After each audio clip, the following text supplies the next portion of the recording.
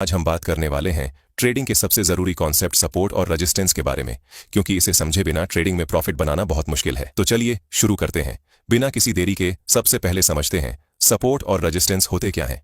Support का मतलब वो लेवल जहां पर प्राइस गिरकर रुक जाती है और वापस ऊपर जाने की कोशिश करती है। इसे आप जमीन समझ सकते हैं। दूसरे शब्दों में, जब सेलर मार्केट को नीचे ले जाता है तब बायर सपोर्ट लेवल से फिर से ऊपर ले जाने की कोशिश करता है। वही रेजिस्टेंस का मतलब है वो लेवल जहां पर प्राइस ऊपर जाकर रुक जाती है और नीचे गिरने लगती है। इसे आप छत समझ सकते हैं। आसान भाषा में सपोर्ट नीचे का लेवल जहां बायर्स एक्टिव हो जाते हैं और रेजिस्टेंस ऊपर का लेवल जहां सेलर्स एक्टिव हो जाते हैं। जैसे मान लीजिए किसी स्टॉक की कीमत बार बार 100 रुपए पर गिरकर ऊपर जाती है तो 100 रुपए उस स्टॉक का सपोर्ट है। अगर वही स्टॉक बार बार 120 रुपए पर जाकर नीचे गिरता है तो 120 रुपए रेजिस्टेंस है। चलो अब समझते हैं कि सपोर्ट और रेजिस्टेंस लगाना क्यों जरूरी है। दोस्तों, ट्रेडिंग में एंट्री और एग्जिट का फैसला करना सबसे मुश्किल काम है।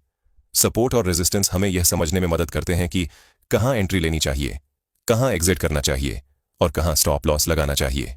बिना सपोर्ट और रेजिस्टेंस जाने हुए ट्रेडिंग करना अंधेरे में तीर चलाने जैसा है।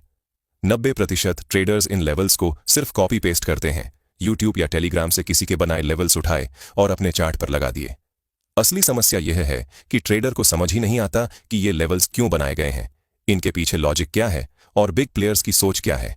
यानी बिना समझे बूझे ट्रेडिंग करना। इसलिए सबसे पहले मैं साफ कर दूं, अगर आप भी आंख बंद करके दूसरों के बनाए लेवल्स को फॉलो करते हैं तो यह वीडियो आपके लिए नहीं है, क्योंकि यहां हम खुद से चार्ट पर सही तरीके से लेवल्स ड्रॉ करना सीखेंगे।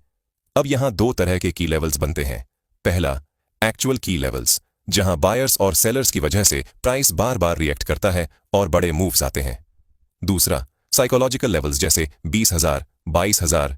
ये राउंड नंबर्स होते हैं, इन्हें याद रखना आसान है, इसीलिए रिटेल ट्रेडर अक्सर इन्हीं लेवल्स के आसपास एंट्री और एग्जिट करते हैं।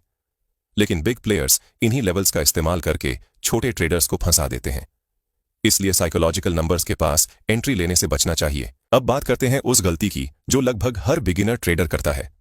चार्ट खोलते ही हर स्विंग हाई और हर स्विंग लो पर लाइन खींच देते हैं, जिससे चार्ट पर 10 से 15 लाइनें बन जाती हैं और चार्ट भरा भरा लगने लगता है। समझ नहीं आता कि कौन सा लेवल स्ट्रांग है और कौन सा वीक है, और लाइव मार्केट में खुद ही कंफ्यूज हो जाते हैं।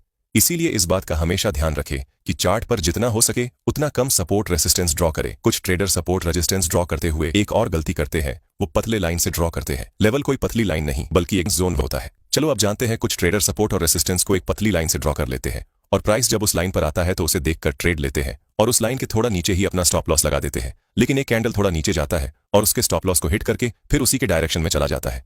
फिर कुछ ट्रेडर बोलते हैं कि अरे मार्केट तो मेरा स्टॉप लॉस खाने नीचे आया है और स्टॉप लॉस हिट करके ऊपर चला गया। इसीलिए सपोर्ट रेजिस्टेंस को लाइन से कभी मत ड्रॉ करना, क्योंकि बायर और सेलर एक रेंज में काम करते हैं। अब जानते हैं कौन सा लेवल सबसे इंपॉर्टेंट है जिस पर हम लोग सपोर्ट या रेजिस्टेंस ड्रॉ कर सकते हैं। स्ट्रॉन्ग लेवल्स पहचानने का तरीका। Order block candle concept. जब मार्केट किसी जगह से तेजी से गिरता है, इसका मतलब वहां बिग प्लेयर्स ने हैवी सेलिंग की है।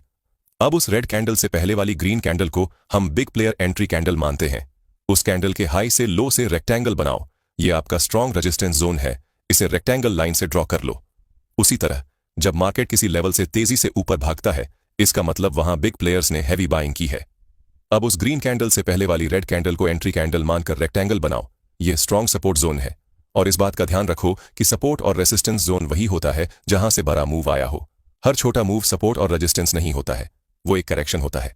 जैसे देखो, यहां मार्केट में सेलिंग हो रही है, यहां पर एक रेजिस्टेंस ड्रॉ कर सकते हो, लेकिन थोड़ा नीचे जाने के बाद ये कुछ ऊपर आता है। लेकिन ये एक स्ट्रॉन्ग रेजिस्टेंस नहीं है, क्योंकि यहां पर एक करेक्शन हुआ है। क्योंकि आपको पता होगा कि मार्केट कभी भी एक डायरेक्शन में नीचे या ऊपर नहीं जा सकता है। थोड़ा मूव आने के बाद प्रॉफिट बुकिंग होती है या रिट्रेसमेंट होता है। इसीलिए जब भी मार्केट में एक बड़ा मूव दिखे और किसी लेवल पर वो रुकता हुआ दिखाई दे तो आप उसी डायरेक्शन में छोटा सा स्टॉप लॉस लगाकर ट्रेड में एंट्री ले सकते हैं। लेकिन इस बात का ध्यान रखें कि वहां पर कोई बड़ा सपोर्ट या रेजिस्टेंस ना हो। अगर वहां पर एक स्ट्रॉन्ग सपोर्ट या रेजिस्टेंस है तो उसके ब्रेकआउट होने पर ही ट्रेड में एंट्री करें।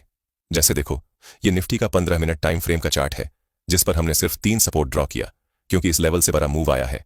इससे ये चार्ट भी साफ है, जिसमें स्ट्रॉन्ग सपोर्ट और रेजिस्टेंस का पता चल रहा है, जिसे देखकर हम लोग अच्छे ट्रेड को फाइंड कर सकते हैं। इसीलिए ये हमेशा ध्यान रखो कि जहां से बड़ा गिरावट शुरू हुआ वहां रेजिस्टेंस बनाओ, और जहां से बड़ा उछाल शुरू हुआ है वहां पर सपोर्ट बनाओ। पहले 15 मिनट चार्ट पर लेवल बनाओ, फिर 5 मिनट चार्ट पर जाओ और एंट्री लो प्राइस रेजिस्टेंस को तोड़ने की कोशिश करता है, लेकिन फेल हो जाता है।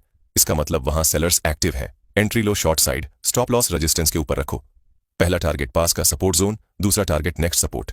इस तरह आपको क्लियर प्लान मिलेगा और हम प्रॉफिट कर पाएंगे। लेकिन इस बात का ध्यान रखो कि जब भी ट्रेड में एंट्री लो तो कॉन्फर्मेशन के बाद ही लो। ट्रेडिंग में सबसे जरूरी है रिस्क मैनेजमेंट। जैसे ही पहला टारगेट हिट हो, अपना 70% क्वांटिटी बुक करो, बाकी क्वांटिटी को ट्रेलिंग स्टॉप लॉस के साथ चलने दो। अगर मार्केट ट्रेंड कंटिन्यू करता है तो बड़ा मूव पकड़ लोगे, जिससे तुम्हें बड़ा प्रॉफिट होगा। और प्राइस अगर रिवर्स हो गया तो भी नुकसान नहीं होगा, क्योंकि पार्शियल प्रॉफिट ऑलरेडी बुक्ड है। यही स्ट्रैटेजी आपको मार्केट में लंबे समय तक टिकाएगी। जैसे देखो, प्राइस इस लेवल से गिरना शुरू हुआ, यहां एक रेसिस्टेंस है जिसे देखकर हमने एंट्री लिया। फिर ये गिरते हुए अपने दूसरे नजदीकी सपोर्ट के पास पहुंचता है, लेकिन उसे भी ब्रेक कर देता है। फिर हमें ट्रेल करते हुए इसे दूसरे सपोर्ट तक होल्ड करना है, और जब प्राइस अपने मेजर सपोर्ट के पास पहुंच जाए तो आप एग्जिट कर सकते हैं। और प्रॉफिट बुक करने के बाद उस दिन आपको कोई ट्रेड नहीं लेना है, क्योंकि मार्केट पहले ही बहुत गिर चुका है। लेकिन इस बात का हमेशा ध्यान रखें कि बहुत सारे ट्रेडर्स हर दिन ट्रेड करने की गलती करते हैं। लेकिन याद रखो, हर दिन सेटअप क्लियर नहीं होता है। जब मार्केट छोटे रेंज में घूमता है तो आप ट्रेड को अवॉइड करें, क्योंकि ऐसे मार्केट में ट्रेड लेने का कोई फायदा नहीं होगा। खासकर अगर आप इंडियन मार्केट में ट्रेड करते हो तो आपके ट्रेड लेने के बाद टाइम डीके के कारण आपको फायदा तो नहीं होगा, लेकिन नुकसान जरूर होगा। इसीलिए जब तक कोई क्लियर ब्रेकआउट या ब्रेकडाउन नहीं दिखे, जब सेटअप साफ ना दिखे, बेटर है बैठ जाओ। ट्रेडिंग में पेशेंस ही सबसे बड़ा वेपन है, लेकिन कुछ ट्रेडर को यह पता नहीं होता है कि वो किस टाइम फ्रेम में सपोर्ट या रेसिस्टेंस को ड्रॉ करे। तो चलो जानते हैं। अगर आप इंट्राडे ट्रेडिंग करते हैं तो सपोर्ट और रेसिस्टेंस को 15 मिनट टाइम फ्रेम पर ड्रॉ करें। इससे आप सही सपोर्ट और रेसिस्टेंस को ड्रॉ कर सकते हैं, क्योंकि अगर आप इंट्राडे में छोटा टाइम फ्रेम जैसे 1 मिनट या 3 मिनट पर सपोर्ट रेजिस्टेंस ड्रॉ करेंगे तो ज्यादा चांस होगा कि वो रॉन्ग हो। और अगर बड़े टाइम फ्रेम में ड्रॉ किया तो स्टॉप लॉस भी बड़ा आएगा। इसीलिए इंट्राडे के लिए 15 मिनट पर लेवल्स ड्रॉ करें और 5 मिनट पर एंट्री ले।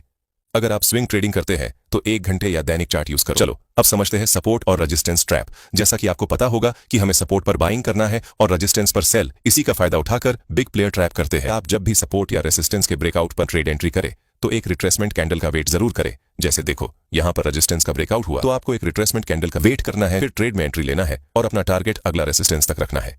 इससे आप ट्रैप होने से बच सकते हैं। साथ ही जब भी आप सपोर्ट या रेजिस्टेंस पर ट्रेड ले तो स्टॉप लॉस लगा कर ले, क्योंकि कई बार ऐसा होता है कि ब्रेकआउट एक बड़े कैंडल के साथ होता है जो आपको बड़ा लॉस दे सकता है। किसी भी ट्रेड में एंट्री लेने से पहले आपको मार्केट की साइकोलॉजी को समझना बहुत जरूरी है, क्योंकि हर सपोर्ट या रेजिस्टेंस के पीछे बायर्स और सेलर्स की लड़ाई होती है। इसे समझोगे तो डिसीजंस आसान होगा। अगर ये वीडियो आपको हेल्पफुल लगा हो तो इसे लाइक करें, शेयर करें, और अगर आप ट्रैप ट्रेडिंग को अच्छे से समझना चाहते हैं तो आप इस वीडियो को देख सकते हैं।